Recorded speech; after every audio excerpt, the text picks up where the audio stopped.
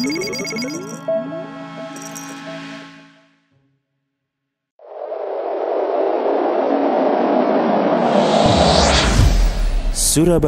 Mengaji. Yuk, dukung dakwah Surabaya Mengaji. Salurkan harta terbaik Anda untuk operasional dakwah.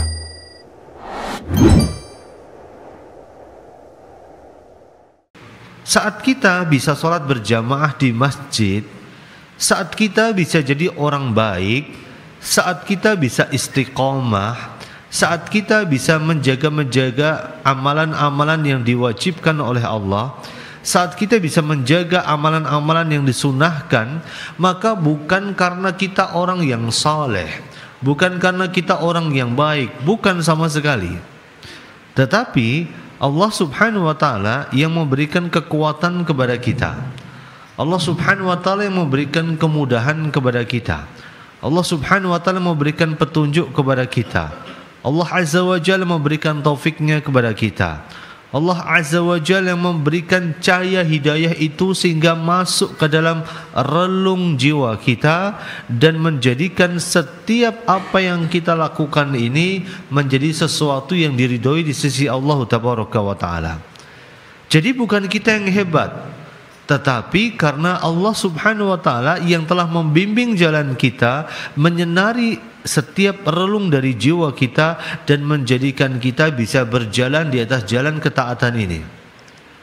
Maka lihatlah di dalam Al-Quran Allah subhanahu wa ta'ala menyebutkan salah satu doanya para penghuni surga yang dimasukkan oleh Allah ke dalam surga. Apa kata mereka?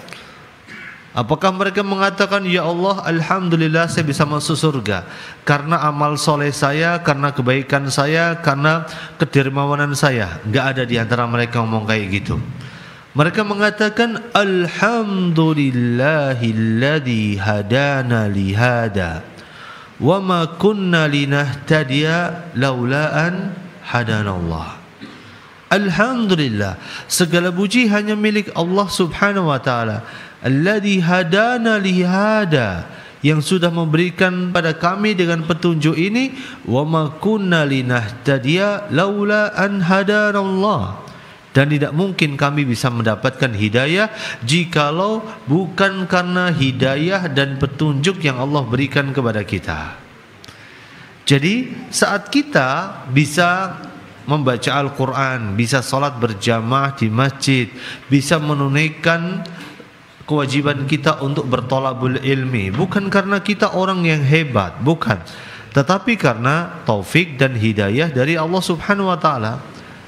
Maka saat seorang hamba itu berdoa meminta kepada Allah subhanahu wa ta'ala, dia sedang mengakui kelemahan seorang hamba, mengakui kebutuhan seorang hamba, mengakui kerendahan seorang hamba, mengakui ketidakberdayaan seorang hamba, dan dia mengakui kekuatan Allah subhanahu wa ta'ala.